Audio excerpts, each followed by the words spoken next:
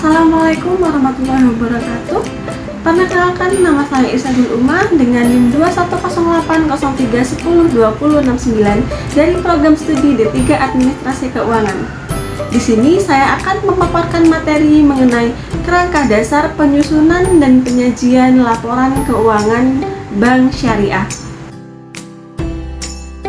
Apa sih kerangka dasar dari penyusunan penyajian laporan keuangan syariah itu? Pengertian kerangka dasar penyusunan dan penyajian laporan keuangan syariah atau KDP-PLK syariah merupakan pengaturan akuntansi yang memberikan konsep yang mendasari penyusunan dan penyajian laporan keuangan atas transaksi syariah. Untuk selanjutnya yaitu ada pembahasan mengenai asumsi dasar penyusunan laporan entitas syariah. Untuk poin yang pertama yaitu ada dasar aktual. Untuk mencapai tujuannya, laporan keuangan disusun atas dasar aktual. Dengan dasar aktual, pengaruh transaksi dan peristiwa lain diakui pada saat kejadian dan bukan pada saat kas atau setara kas diterima atau dibayarkan, serta diungkapkan dalam catatan akuntansi dan dilaporkan dalam laporan keuangan pada periode yang bersangkutan. Untuk poin yang kedua yaitu ada kelangsungan usaha. Laporan keuangan biasanya disusun atas dasar asumsi kelangsungan usaha entitas syariah dan akan melanjutkan usahanya di masa depan. Oleh karena itu, entitas syariah diasumsikan tidak bermaksud atau berkeinginan melikuidasi atau mengurangi secara material skala usahanya. Selain dari asumsi dasar, ada juga karakteristik kualitatif informasi keuangan syariah. Karakteristik kualitatif merupakan ciri khas yang membuat informasi dalam laporan keuangan berguna bagi pemakai. Terdapat 4 karakteristik kualitatif pokok, yaitu dapat dipahami, relevan, andal, dan dapat diperbandingkan. Mari kita bahas dari pokok-pokok tersebut. Pokok yang pertama yang dapat dipahami. Maksud karakteristik dapat dipahami adalah pemakai diasumsikan memiliki pengetahuan yang memadai tentang aktivitas ekonomi dan bisnis dengan ketekunan yang wajar. Namun demikian, informasi kompleks yang seharusnya dimasukkan dalam laporan keuangan tidak dapat dikeluarkan hanya atas dasar pertimbangan bahwa informasi tersebut terlalu sulit untuk dapat dipahami oleh pemakai tertentu. Yang kedua ada relevan. Maksud karakteristik relevan adalah memiliki kemampuan untuk mempengaruhi keputusan ekonomi pemakai dengan membantu mereka mengevaluasi masa lalu dan kini atau masa depan dengan menegaskan atau mengoreksi hasil evaluasi mereka di masa lalu. Yang ketiga ada andal. Informasi memiliki kualitas andal jika bebas dari pengertian yang menyesatkan, kesalahan material, dan disajikan secara jujur dari yang seharusnya disajikan atau yang secara wajar diharapkan dapat disajikan. Yang keempat, dibandingkan. Pemakai harus dapat memperbandingkan laporan keuangan entitas syariah antar periode untuk mengidentifikasi kecenderungan posisi dan kinerja keuangan. Pemakai juga harus dapat memperbandingkan laporan keuangan antar entitas syariah untuk mengevaluasi posisi keuangan, kinerja, serta perubahan posisi keuangan secara relatif. Pembahasan selanjutnya yaitu ada unsur-unsur laporan keuangan. Yang pertama ada laporan posisi keuangan. Laporan posisi keuangan atau neraca menggambarkan dampak keuangan dari transaksi dan peristiwa yang lain yang diklasifikasikan dalam beberapa kelompok besar menurut karakteristik dengan mengacu pada lampiran PSAK 101 tentang penyajian laporan keuangan syariah. Yang kedua ada laporan laba rugi. Laporan laba rugi merupakan ukuran kinerja entitas syariah yang juga merupakan dasar bagi ukuran yang lain seperti imbalan, investasi, atau penghasilan per saham. Yang ketiga ada laporan perubahan ekuitas.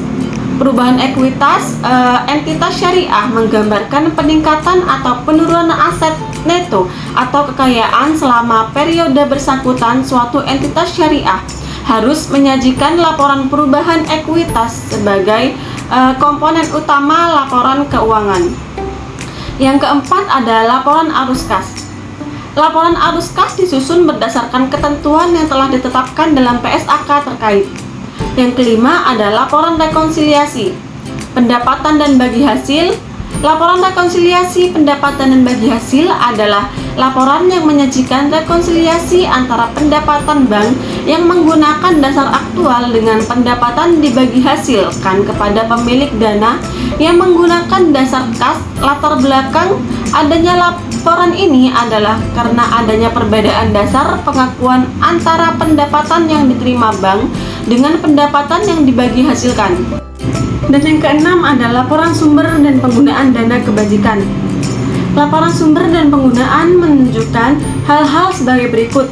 Yang pertama ada sumber dana kebajikan berasal dari penerimaan, yaitu ada infak, sedekah, hasil pengelolaan wakaf sesuai dengan perundang-undangan yang berlaku dan lain-lainnya. Dan yang B ada penggunaan dana kebajikan untuk yang pertama ada dana kebajikan produktif, ada dana untuk sumbangan, dan juga ada penggunaan lainnya untuk kepentingan umum. Kita akan membahas mengenai pengakuan dan pengukuran unsur-unsur laporan keuangan. Untuk poin A yaitu pengakuan aset. Aset diakui dalam neraca jika besar kemungkinan bahwa manfaat ekonominya di masa depan diperoleh entitas syariah dan aset tersebut mempunyai nilai atau biaya yang dapat diukur dengan andal. Aset tidak diakui dalam neraca jika pengeluaran telah terjadi dan manfaat ekonominya dipandang tidak mungkin mengalir ke dalam entitas syariah setelah periode akuntansi berjalan. Dan poin B yaitu pengakuan kewajiban. Kewajiban diakui dalam neraca jika besar kemungkinan bahwa pengeluaran sumber daya yang mengandung manfaat ekonomi akan dilakukan untuk menyelesaikan kewajiban sekarang dan jumlah yang harus diselesaikan dapat diukur secara andal. Yang C yaitu ada pengakuan dana syirkah temporer. Pengakuan dana syirkah temporer dalam neraca hanya dilakukan jika entitas syariah memiliki kewajiban untuk kembalikan dana diterima melalui pengeluaran sumber daya yang mengandung manfaat ekonomi dan jumlah yang harus diselesaikan dapat diukur secara andal. Jumlah dana syirkah temporer dapat berupa sesuai dengan hasil dan investasinya. Dan yang D yaitu ada pengakuan penghasilan. Pengakuan penghasilan diakui dalam laporan laba rugi jika kenaikan manfaat ekonominya di masa depan yang berkaitan dengan peningkatan aset atau penurunan kewajiban telah terjadi dan dapat diukur secara andal. Ini berarti pengakuan penghasilan terjadi bersama dengan pengakuan kenaikan aset atau penurunan kewajiban. Dan yang F yaitu ada pengakuan beban. Beban itu diakui dalam laporan laba rugi jika penurunan manfaat ekonomi masa depan yang berkaitan dengan penurunan aset atau peningkatan kewajiban telah terjadi dan dapat diukur dengan andal. Ini berarti bahwa pengakuan beban terjadi bersamaan dengan pengakuan kenaikan kewajiban atau penurunan aset.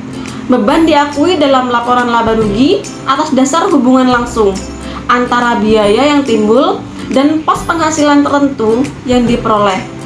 Itu tadi pemaparan materi yang telah saya sampaikan. Mohon maaf jika ada kesalahan atas kata-kata dan materi yang kurang lengkap. Semoga materi yang saya sampaikan kali ini dapat bermanfaat bagi yang telah menonton. Terima kasih. Wassalamualaikum warahmatullahi wabarakatuh.